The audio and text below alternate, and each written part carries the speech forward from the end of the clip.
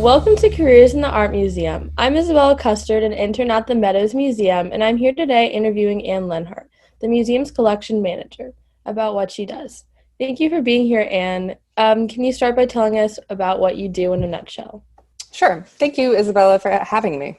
So the easiest way to think about what a collections manager does or a registrar for collections, because those are the same interchangeable terms, is that we're kind of librarians.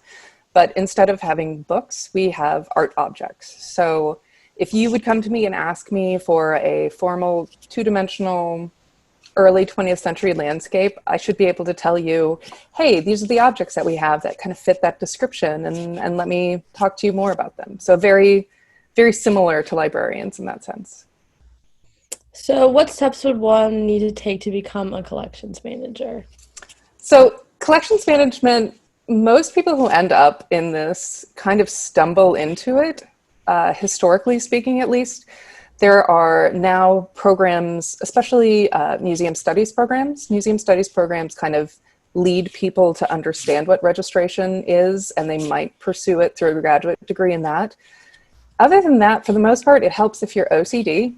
If you really love making order out of chaos, if you're good at computers, and those are the kind of basic skills. It really doesn't you don't have to have a specific undergraduate degree. An art history degree is always great if you want to end up in an art museum, but it's certainly not a requirement. Okay, great. So can you tell us a bit more about what happens when a piece of art goes on loan? Yeah, so it's good to think about what happens before it goes on loan. And you can kind of think about lending as a very complicated game of horse trading. So a borrowing institution, say the Met, might contact the Meadows and say, listen, we love the Dali painting you have, and we really want to borrow it for this upcoming exhibition.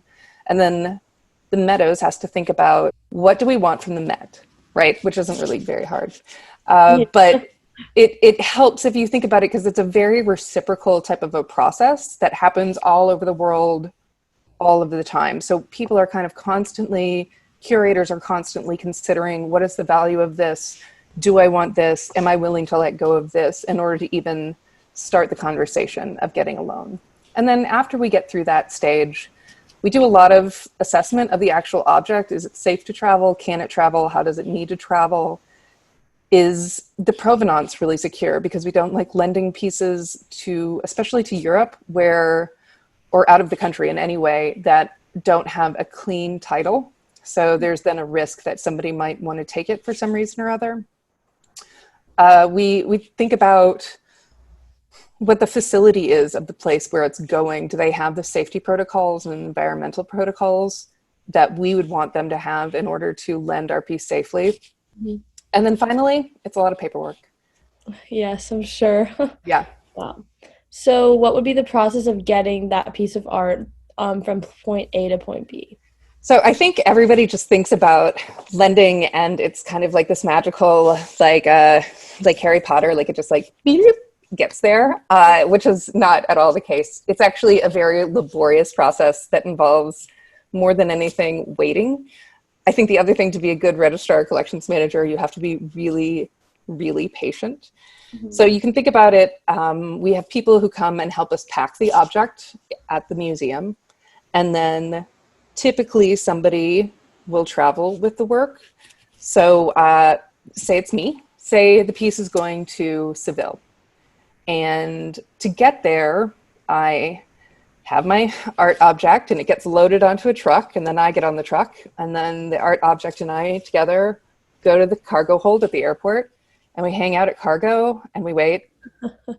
And then people from cargo like put it on a pallet, and then it goes to the plane. I say goodbye to it and a police person takes over. I go and wait in the terminal until it gets loaded. I get a phone call that says it's been loaded. I get on the plane. I fly to Madrid. I reverse the process there. So then a police officer meets it. I meet it in cargo. I get on a truck in cargo, go from Madrid to Seville, put it in a museum, wait a few days, go unpack it, and then it's there for the next 3 months for the exhibition. It tends to take like 24 hours at Yeah, minimum. yeah, it's a long It's process. a really long process. What advice would you have for anyone who's interested in entering your field of work? One of the biggest things is to realize very few people are high school students, especially. Like we're one of the imaginary silent portions of the museum. I think collections and registration, exhibitions, all of these things that are like the kind of mechanics of museums were totally hidden from view, and nobody, it doesn't sound cool when you try to explain it without going into like, oh no, it's actually really fun. I play with art all day. You know, I get to be OCD and play with art. So I think in general, it's just getting exposure to the idea of it, and then finding people who are willing to take the time to talk to you, to talk you through, like, you know, you really have to be good at computers. You really want to build these skills up. And then finding volunteer positions or intern positions within the field.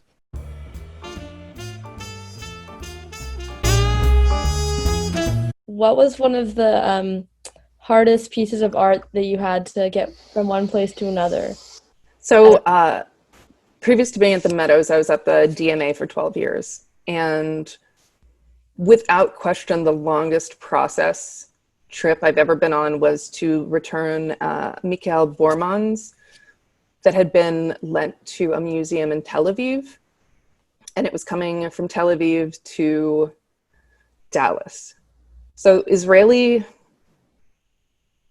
security, airport security is understandably really complicated and tight. Mm-hmm. So you actually have to get all of your cargo to the airport at least 24 hours in advance. And because we were shipping a lot of objects, it was a cargo flight.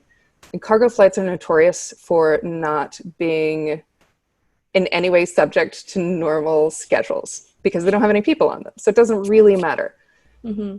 So I get to the airport, nobody knows what to do with me. I look questionable because I'm trying to get on a cargo flight and like that's not a normal thing. And like I don't have an escort at this point because everything, all the art has already traveled. So where typically I go to the airport with a person and the person takes me through all of these processes, I was just like by myself wandering around the airport in Israel and was totally lost.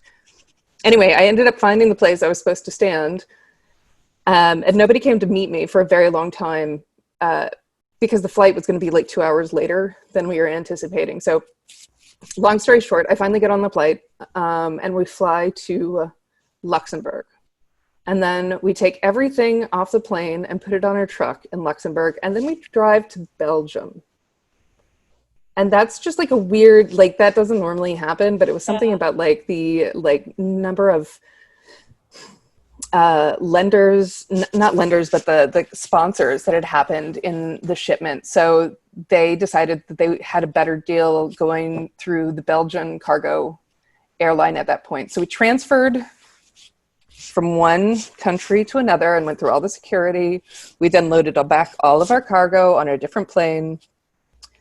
And then we got delayed 2 days, 2 full days.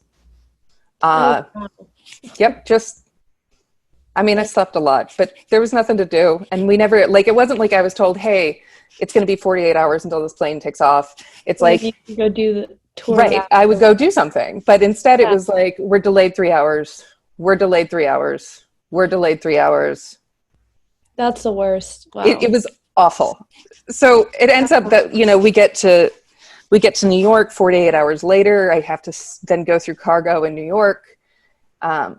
And then finally come back to Dallas. So I was in transit almost 5 full days.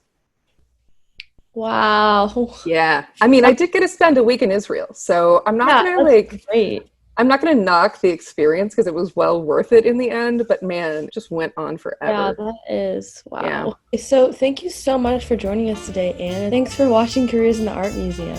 Absolutely.